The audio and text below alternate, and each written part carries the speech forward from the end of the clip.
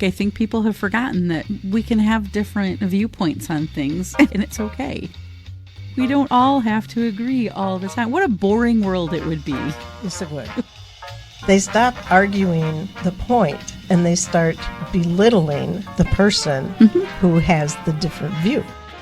But when people are just trying to convince me that I'm wrong and they're right and I'm an idiot and I'm stupid because I don't believe the same things they do, I'm done with the conversation. Welcome back to Unapologetic Rabble-Rousers. I'm DocShellie. And I'm Carla Lewis. And here we are at episode 40. 40! And I think this is a great time for us to take on a topic that just seems like a really important discussion to have these days. And, any day. Yeah, for sure.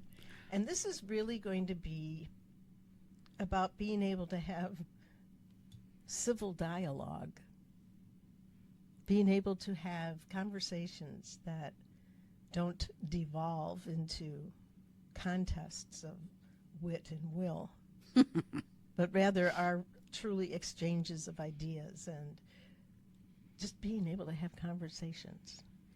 Today's society, I think, is more prevalent than ever of people just overreacting, maybe underreacting too, I don't know. But I think people have forgotten that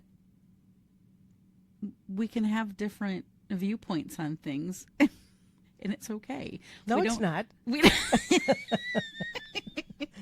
We don't all have to agree all the time. What a boring world it would be. Yes, it would. Right? Yes. I think with the nature of things right now, it's even more prevalent than ever. But just the simple things, even people can't seem to have a conversation without trying to compel, convince, or prove you wrong.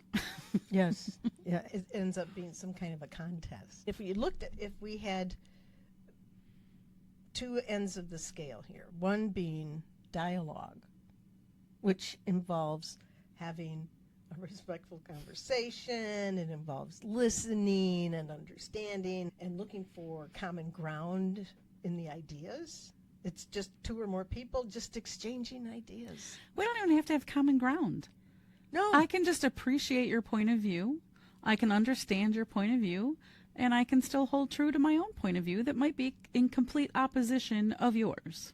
There doesn't have to be common ground. The common ground would be the mutual respect of the exchange of those ideas. Well, yeah, that piece of it, yeah. But like, See how I did that? Yeah, I did. You totally gaslighted me. I'm just kidding. On the one hand, you have dialogue, and on the other hand, diatribe. Mm-hmm. And forceful, bitter, attacking is not conversation. You're wrong. I'm right. Full stop. Full stop. And it usually is one-sided. And there's anger. There's really no invitation for discussion or even trying to develop a mutual understanding of any part of a point. So there's that part that says mutually we're engaging in this conversation because we choose to, and we're going to enjoy it for the beauty of that exchange. And the other one is win and lose. Mm-hmm. It's about emotion that comes, and it's not that you can't be emotional about what it is you want to talk about. When it comes across as emotion that's about belittling, about trying to conquer, that's where it gets ugly. There's a saying that we use in crucial conversations. It is, I can be as vigorous about my own point of view. I also have to be as vigorous about yours. It's not quite the same as I defend to my death. I will defend to my death your right to be wrong. Exactly. Exactly. Okay, so it just seems an important thing for us to be able to talk about because it doesn't matter the setting. No. It could be family, community, business, church. It can be any setting where two or more people are coming together over a topic. Mm-hmm. And we want to encourage awareness about when things start getting out of hand and why that happens. And what are some of the things that might be triggering us? What might be some of the fears that we hold that take us to that reptilian fight or flight kind of place, and I'm going to fight. There's no way I'm flighting. I'm going to fight. Believe it or not, when I encounter somebody who just isn't willing to engage in conversation, is just trying to prove me wrong, I flight. It's not worth it. I used to fight. And I'm like, you know what? You're not worth my time. It's just not that important. No, and I agree with you. The fact that somebody has a different viewpoint from mine, I'd like to understand what fuels that. Not because I'm going to find a way to defeat that, but what is it that leads you to that conclusion, or how did you come to have that impression about this? Yeah, I'm always curious about people's perspective when they aren't the same as mine, which is frequently. But so few people can have a conversation where they can share their perspective and then also say, I'm curious, what's your perspective? Because you started this conversation with, I don't see it that way. So when people are willing to engage in that kind of conversation, I will happily entertain it. But when people are just trying to convince me that I'm wrong and they're right and I'm an idiot and I'm stupid because I don't believe the same things they do, I'm done with the conversation. Very rarely is it important enough for me to have the conversation. But I won't have it when they're in that kind of mode. It's not worth it. You were sharing a story about something that really did not matter in the greater scheme of things. Yeah. And how one of the tactics that your conversationalist was engaging was this kind of badgering, repeat. And yeah. We were talking about one of these competition shows, and the person didn't like how two contestants were dismissed from the show one day, and the next episode they weren't. And it was funny because this person just kept repeating over and over and over again, but it wasn't right because they did it this way this time and they should have done it this way the second time. The second time wasn't exactly the same way as the first time. And also, it's a TV show where they have X many episodes that they have to air. So I had offered a countering thought, and no, they should have done this. Okay, I heard you. I reiterated what the person said, and 4 or 5 times my attempt at it, I was just not heard, didn't care what my opinion was, what my thoughts were, what my rationale was, and just kept saying, basically, you have to see it my way. To which I was like, you know what, this is not that important to me. I'm going to not talk about this anymore with you. It's like, okay, you go ahead and be right in your own way. Yeah, so some people will fight to be right, even at some point when they know they're wrong. I remember this really silly example that just popped in my head. Years ago, when Kanye West first came on the scene, a friend of mine said, she was doing something, and I said something about Kanye, and she goes, no, his name is Kane. It's spelled Kane. And I was like, it's Kanye, and it's spelled with a Y after the N. And she was adamant that I was wrong. I'm pretty sure I was called stupid. I didn't know what I was talking about. And about 45 minutes later, she came back downstairs and she goes, I'm sorry, you were right. I was like, I knew I was right, but at some point I'm going to stop arguing to be right. It doesn't matter. It just doesn't matter. When you think about how many times those kinds of back and forths are going to just perpetuate, Mm-hmm. because not either one of those people are interested in letting go of something, especially something like that. And again, I knew I was right, Mm-hmm. which I was, but it was like, I don't know how to convince you that I'm right and you're not, but you go ahead and think you're right. It's fine. Like at some point in time, you're going to realize that you were incorrect. That won't always be the case, but it was just really funny how adamant she was to fight for her story. And it was about 45 minutes later that she was like, oh, yeah, I was wrong. You were right. Sorry. I was like, okay, let's move on. And so one of the things that we've talked about in just conversation has been about how people who are wanting to fight for their perspective against a perspective that doesn't match theirs is that they stop arguing the point and they start belittling the person who has the different view. Now, I don't know if we see that anywhere. Oh, yeah, we do. We do. We see I don't know what you're talking about. I know. We see it in business. We see it in politics. We see it in family. It's like, no, okay. It goes from, look, you're wrong, to you're stupid. Mm-hmm. You're an idiot. Yes. Did you know that I'm stupid because I wear flip-flops? Well, yeah. It's like, oh, interesting. And unhireable because you have a tattoo. Right. Okay, so This person has a very strong belief that flip-flops are the dumbest shoes on the planet. Literally told me I was stupid because I wear them. I find them to be very comfortable, and they're easy to get in and off my foot. Off and on my foot. in and off. Not out in, and but in, you know. Yeah. Okay. But yeah, so just something that simple can send somebody over the edge. And you got to ask yourself, why is making such a comment important? Right. What is really going on? So being able to have a conversation with somebody about things that matter.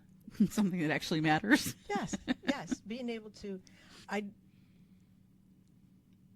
so I'm having a real hard time here not bringing up. I was like, don't do it. Don't bring up politics. Yeah, I'm having a hard time with that. I mean, anything, religion, just a simple perspective.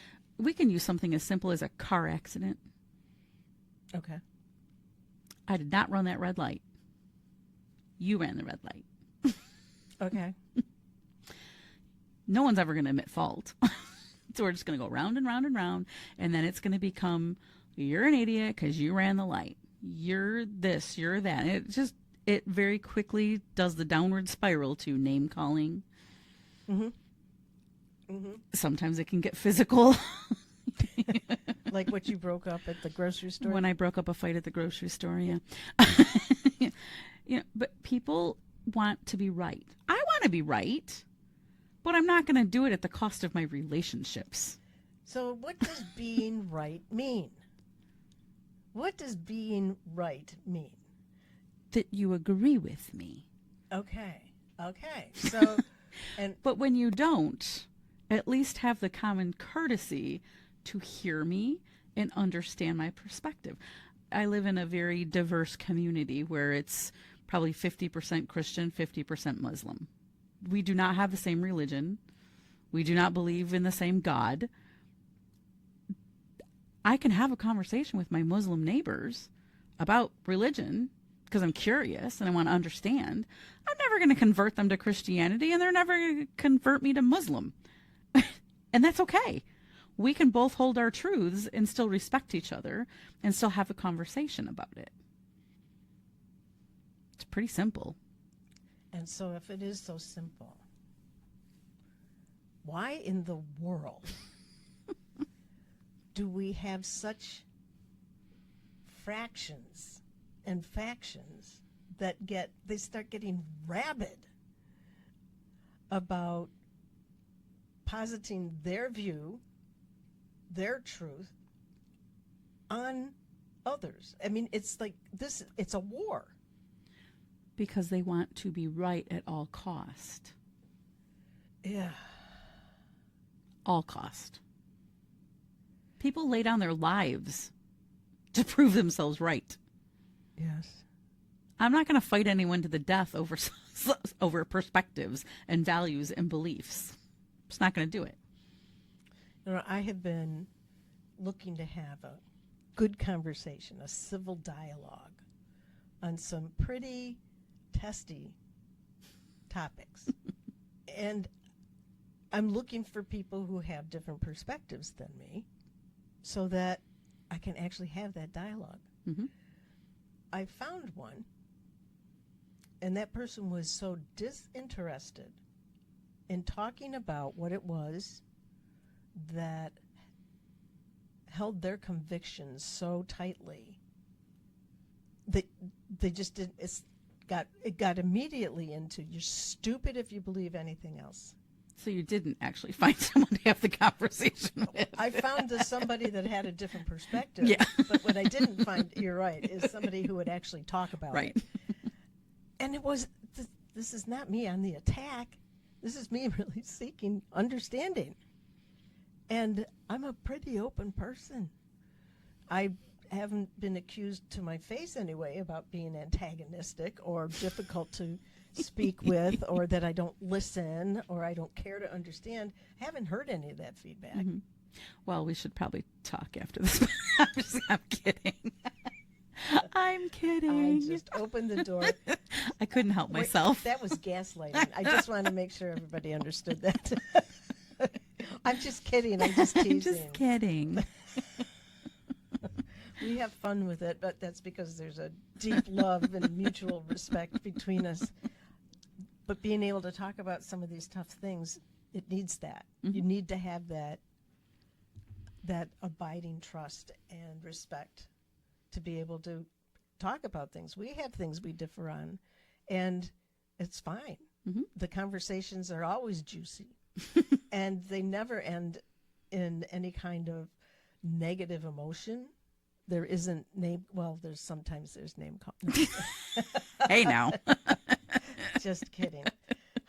But it's just, what is it that we need to do in order to, if I'm in one of those contentious conversations where I really want to understand, and I'm not just being stupid, no, I'm inquiring. Mm-hmm.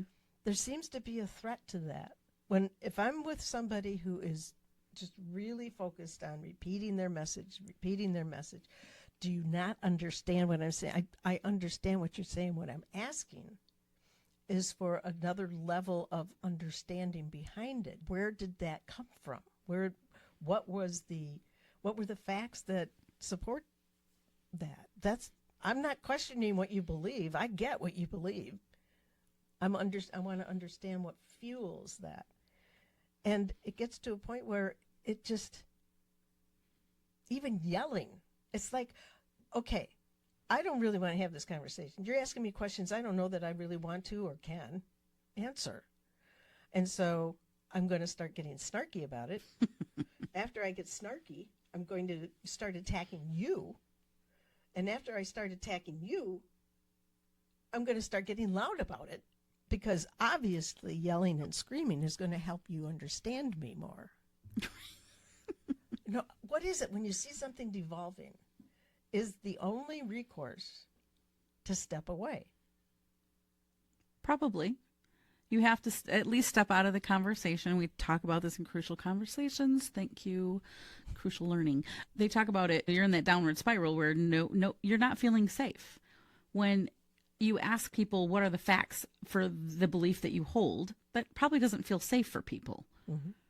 Because now you're questioning their facts. You're questioning why they believe what they believe, and that doesn't feel good. So, of course, they're going to be like, you don't understand. And they're just going to keep coming back at you. So they're not feeling safe. So you got to step out of the conversation. And if you can, restore safety, restore some civility in the conversation. Otherwise, take a break. Either leave it or you can come back to it another time. But it is not worth carrying on a conversation when you're in a downward spiral, whether it's you or the other person or both of you, which oftentimes it's both people going downward. I think, there's that gravitational pull. Yeah. Working on everybody. Yeah. I think being able to say, I've asked you these questions because I want to understand what I'm... No, you don't. You don't want to understand. You just want to prove me wrong. And that's what I'm sensing is happening here. And since that is so far from the truth, I don't want to exacerbate this anymore. So thank you, but I'd like to move on or leave or kick you in the shin on my way. Big dummy.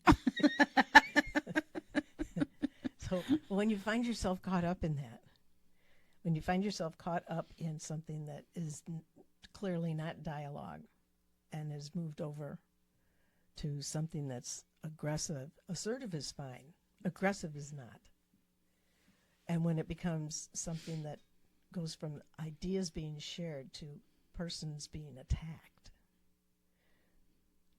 it's time to be able to get up and leave. Mm-hmm. And there's the one thing that I think we might fall victim to is wanting to have the last word. Okay, I'm bowing out respectfully. You son of a bitch.